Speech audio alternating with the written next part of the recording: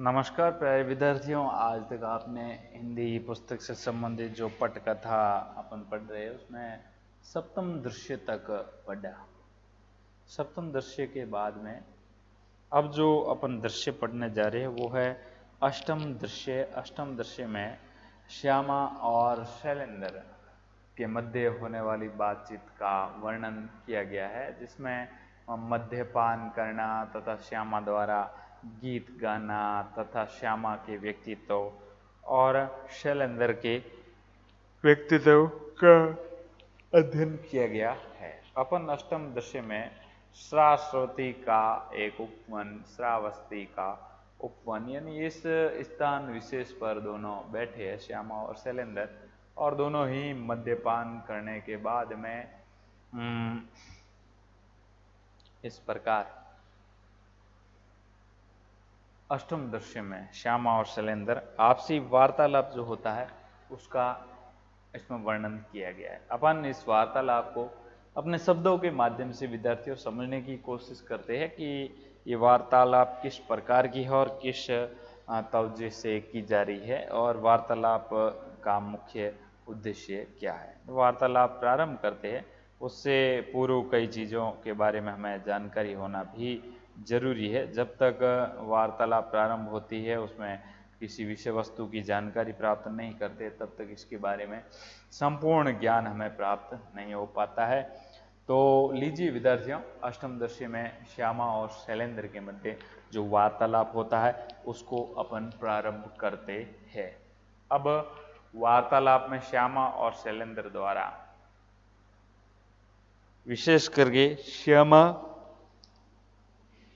के द्वारा जो बात की गई है वो विशेष रूप की बात इस अध्याय में पढ़ेंगे। सबसे पहले शैलेंद्र कहते हैं, प्रिय यहाँ आकर मन बहल गया। यानी शैलेंद्र श्यामा से कहता है कि प्रिय यहाँ आकर के महन मन बहल गया। यानी ये श्रावस्ती के एक उपवन में बैठे हैं, वहाँ पर मद्यपान कर रहे हैं और मद्यपान करते करते इन्हें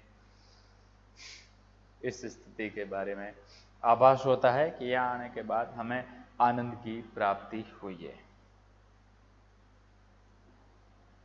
श्यामा कहती है, क्या वहां मन नहीं लगता था?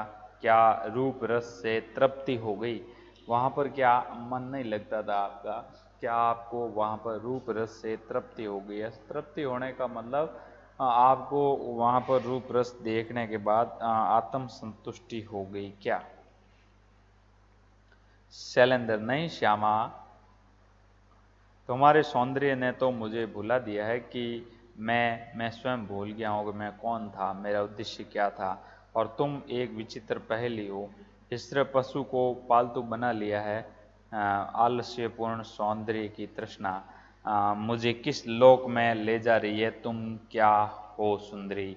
यानी मुझे किस प्रकार आपकी यौवन, आपकी शारीरिक बनावट को देख करके मेरा हृदय इस प्रकार आनंदित हो गया, आपकी तरह आकर्षित हो गया है कि मैं अब आपको किन शब्दों में बयां करूं कि आप मेरे किस उद्देश्य से लग रहे हो, अर्थात कैसे पालतू पशु की तरह मैंने आपको पाला। ऐसी बातें करते करते श्यामा और शैलेंद्र दोनों मद्यपान करते, अर्थात शराब का सेवन करते। और मद्यपान करने के बाद में श्यामा गाती है, यानी श्यामा गीत गा करके अपनी अभिलाषा को शांत करती है और वो ये सोचती है कि किस प्रकार संगीत के माध्यम से इसका मन मोहित करे। तब इनके द्वारा जो गान गाया जाता है श्यामा का द्वारा शैलेंद्र के लिए, वो है इस प्रकार है विद्यार्थियों, आप इसको थोड़ा सा समझेंगे। इनकी पंक्तियाँ श्यामपट पर दी हुई। निर्जन गोधूलि पान्तर में परिचय देंगे आंसुहार, ये इसकी पंक्ति प्रारंभिक स्थिति की है और ये अंतिम स्टेज की पंक्ति है। अब अपन गान के माध्यम से इस पंक्ति को आगे बढ़ाएंगे। श्यामा द्वारा जो गाया गया ज्ञान मैं आपको शब्दों में सुनाता हूँ, वो इस प्रकार है। निर्जन गोधूलि पान्तर में खोले पर्ण कुटी के द्वार, निर्जन गोधूलि पान्तर में खोले प्रण कुटी के द्वार, दीप जलाए बैठे थे, तुम किए प्रतीक्षा पर अधिकार। दीप जलाए बैठे थे, तुम किए प्रतीक्षा पर अधिकार। बंट मारों से ठगे हुए ही ठुकराए की लाखों से, बंट मारों से ठगे हुए की ठुकराए हुए लाखों से, किसी पथिक की राह देखते, किसी पथिक की राह देख से, अलस अंकित आंखों से, अलस अंकित आंखों से, पलके झुकी यवनी काशी, पलके झुकी यवनी काशी, अंत स्थल के अभिनय में, अंत स्थल के अभिनय में, इधर वेदना श्रम शिकर आंसू की, इधर वेदना श्रम शिकर आंसू की, बूंदे परिचय में, बूंदे परिचय में। फिर भी परिचय पूछ रहे हो, फिर भी परिचय पूछ रहे हो, विपुल विश्वनाथ मैं किसको दूं, विपुल विश्वनाथ मैं किसको दूं। चिनगारी श्वासों में उठती, चिनगारी श्वासों में उठती, रो लूं ठहरो दम ले लूं, रो लूं ठहरो दम ले लूं।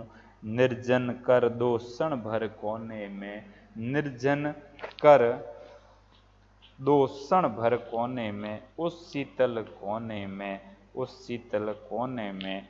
यह विशाल संभल जाएगा सहज व्यथा के सोने में, ये विशाल संभल जाएगा सहज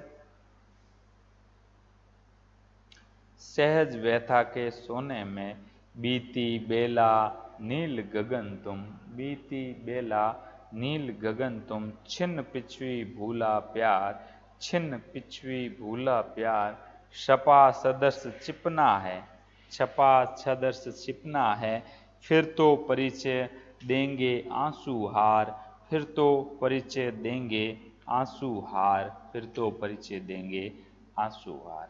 ये श्यामा द्वारा इस प्रकार की अभिव्यक्ति करके अपने मन की अभिव्यक्ति को शांत करने के लिए इस प्रकार का संगीत गा करके सुनाया गया है। एक बार पुनः इसके बारे में जानने की कोशिश करेंगे कि किस प्रकार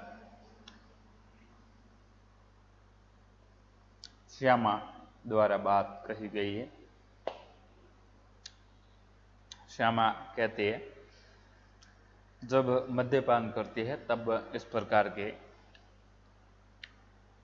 दृश्य उसके सामने आते हैं, तब वो बात कुछ इस प्रकार कहते हैं। निर्जल गोधूली पांतर में खोले प्रण कुटी के द्वार, निर्जन हृदय भला में खोले प्रण कुटी के द्वार, दीप जलाए बैठे थे, तुम कितने प्रतीक्षा पर अधिकार, तुम किए प्रतीक्षा पर अधिकार।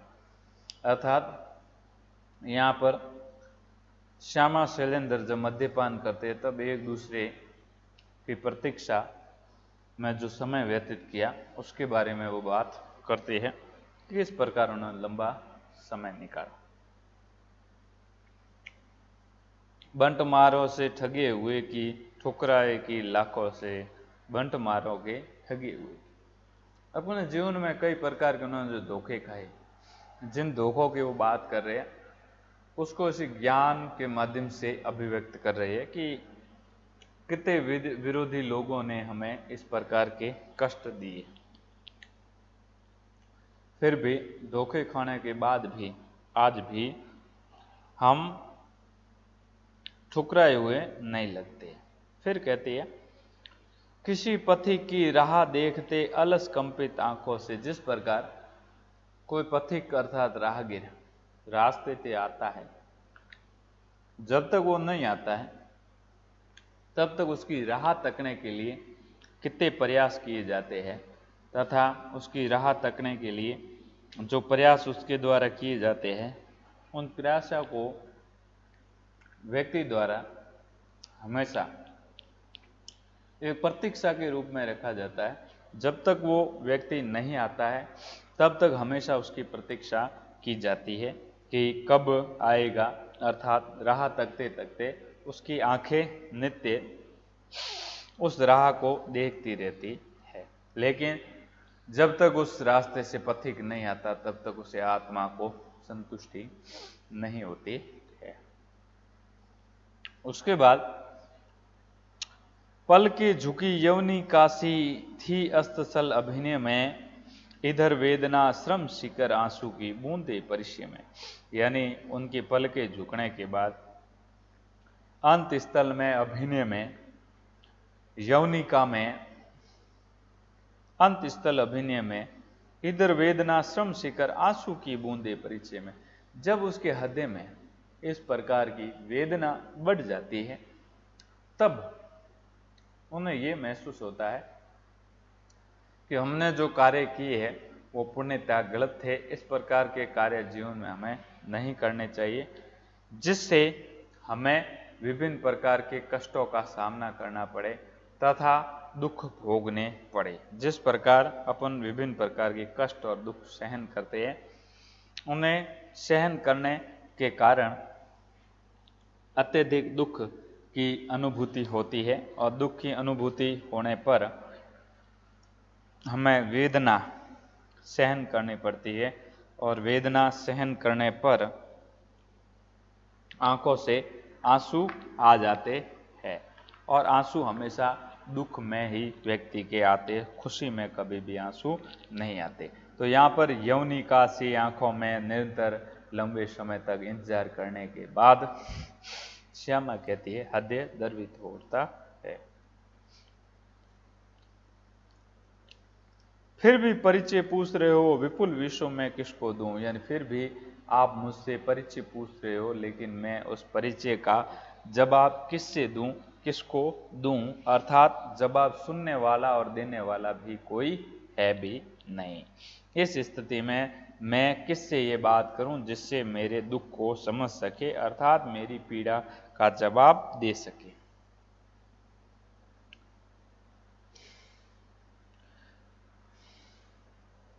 चिनगारी श्वासों में उठती, रो लूं ठहरो दम ले लूं। चिनगारी श्वासों में उठती, रो लूं ठहरो दम ले लूं, अर्थात मेरे श्वासों में, मन में, अंतर मन में नृत्य मेरे प्रियतम को याद करके चिनगारी सी उठती रहती है। लेकिन इस चिनगारी के माध्यम से मैं किसको विपुल ठहरूं, उसमें श्वासों की चिनगारी के माध्यम से मेरा हृदय द्रवित उठता है, अर्थात मैं स्वयं को दुखी महसूस करती हूँ। निर्जन कर दो क्षण भर कोने उस शीतल कोने में, ये विशाल सबल जाएगा सहज व्यथा के सोने में, अर्थात ये विशाल सबल जाएगा सहज व्यथा के सोने में, सहज प्रकार के सोने में। बीती बेला नील गगन तुम, बीती बेला नील गगन तुम, छिन्न पिछुनी भूला प्यार, छिन्न विपक्षी भूला प्यार, छिन्न विपक्षी भूला प्यार, अर्थात बीती बेला नील गगन तुम हो, छिन्न और पिछुई तुमसे ही भूला प्यार है, इस कारण से मैं किसी प्रकार इसका वार नहीं कर सकती हूँ, अर्थात मुझे इससे किसी प्रकार का कोई दायित्व नहीं है। मैं स्वयं स्वतंत्र रह करके अपने आप को भूला प्यार समझ के करती हूँ। छपा सदर्श छिपना है, छपा सदर्श छिपना है, फिर तो परिचय देंगे आंसू हार, यानी उसके बाद आंसुओं के हार ही परिचय देंगे। जिस प्रकार छपा दृश्य छिपना है, जिस प्रकार इस दृश्य को देख करके छिपना है, तो फिर परिचय ही हमारे आंसू ही देंगे। आंसुओं के जल से, अर्थात आंसू निकलने से किसी परिचय की आवश्यकता नहीं रहती है। हमेशा आंसू व्यक्ति के दुख का परिचय दे देते हैं। इस प्रकार शैलेंद्र उसे पान कराता है, यानी शैलेंद्र द्वारा उसे बार बार मद्यपान का आह्वान किया जाता है। उसके बाद शैलेंद्र द्वारा कहा जाता, ओहो मैं बेसुध हो चला हूँ, इस सगीत के साथ सौंदर्य और सुरा ने मुझे अभिभूत कर दिया है, तब यही सही, यानी मैंने जैसे ही सौंदर्य का पान किया, साथ ही साथ सुरा अर्थात शराब ने भी उन्हें बेसुध कर लिया है। दोनों पान करते हैं, श्यामा सो जाती है। यानी दोनों पान करके रहते, श्यामा। शैलेंद्र स्वगत काशी के उस किरण भवन में छिपकर रहते रहते चित्त घबरा गया था। समुद्रदत्त के मारे जाने का मैं ही कारण था, इसीलिए प्रकाश्य रूप से अजातशत्रु से मिलकर कोई कार्य भी नहीं कर सकता। इस पामरी की गोद में मुंह छिपाकर कितने दिन बिताऊं? हमारे भावी कार्यों में अब यह विघ्न स्वरूप हो रही है। यह प्रेम दिखाकर मेरी स्वतंत्रता हरण करिए। अब नहीं, इस गर्त में अब नहीं गिरा रहूंगा। कर्म पथ के कौशल मनोहर कंटकों को कठोरता से निर्दयता से हटना ही होगा। अब आज से अच्छा समय कहाँ है?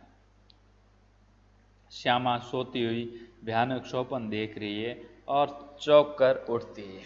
जैसे ही श्यामा विश्राम करती है, विश्राम में स्वप्न देखती है, कोई सपना देखती है। सपने में श्यामा, शैलेंद्र, शैलेंद्र क्यों प्रिय? श्यामा, प्यास लगी है। शैलेंद्र, क्या पियोगी? श्यामा, जल। शैलेंद्र, प्रिय, जल तो नहीं, ये शीतल पेय है, पी लो। श्यामा, विष। ओहो, सिर घूम रहा है, मैं बहुत पी चुकी हूँ, अब जल। भयानक स्वप्न। क्या तुम मुझे जलते हुए हलाहल की मात्रा पिला दोगे? क्या तुम मुझे जलते हुए हलाहल की मात्रा पिला दोगे? अर्ध निमित नेत्रों से देखती हुई, यानी आधी आंखें मीची हुई, अर्ध निमीलित नेत्र, यानी जिस महिला की आधी आंखें बंद हो और आधी खुली हो।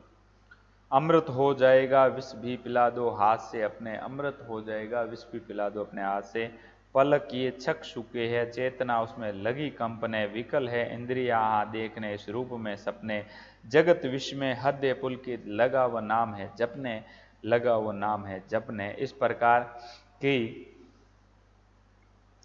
बातें अपने कंठ से श्यामा करती है। शैलेंद्र कहते हैं, छी, यह क्या कर रही हो?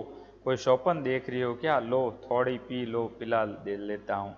श्यामा, मैंने अपने जीवन भर में तुम्ही को प्यार किया है, तुम मुझे धोखा तो नहीं दोगे? ओहो, कैसा भयानक स्थान, उसी स्वप्न की तरह। शैलेंद्र, क्या बक रही हो? सो जाओ, वन विहार से थकी हो। यानी इस प्रकार आप मत बको, वन विहार, वन में गमन करने के बाद थकी आ रही हो, इस कारण से सो जाओ। श्यामा, आंखें बंद क्यों यहाँ ले आए? क्या घर में सुख नहीं मिलता था? मुझे यहाँ किस क्यों लेके आए? घर में कोई सुख शांति नहीं मिलती थी। शैलेंद्र, कानन की हरी भरी शोभा देखकर जी बहलाना चाहिए, क्योंकि तुम इस प्रकार बिछली जा रही हो। कानन अर्थात बाग बगीचों की हरी हरियाली देख करके अपना जी बहलता है, तुम इस प्रकार बिछली जा रही हो। श्यामा, नहीं नहीं, मैं आंख न खोलूंगी, डर लगता है, तुम्हें पर मेरा विश्वास है, यहीं रहो। श्यामा सपने में कहती है, मुझे तुम पर ही विश्वास है और तुम मेरे पास यहीं रहो। उसके बाद निद्रित होती है। शैलेंद्र कहती, सोगत सो गई, हृदय में एक वेदना उठती है, ऐसी सुकुमार वस्तु नहीं नहीं, किंतु विश्वास के बल पर इतने समुद्रदत्त के प्राण लिए। यह नागिन है, पलटते देर नहीं, मुझे नहीं नभी प्रतिशोध लेना है, दावाग्नि सा बढ़कर फैलना है। उसमें चाहे सुकुमार तृण कुसुम हो या विशाल साल वृक्ष धावन या अनधड़ छोटे छोटे फूलों बचा कर ही चलेगा तो बस। श्यामा जग कर, शैलेंद्र, विश्वास देखो कहीं, ओहो, भयानक आंख बंद कर लेती है। तब देर क्या, कहीं और कहीं कोई आ जाएगा फिर। श्यामा का गला घोटता है,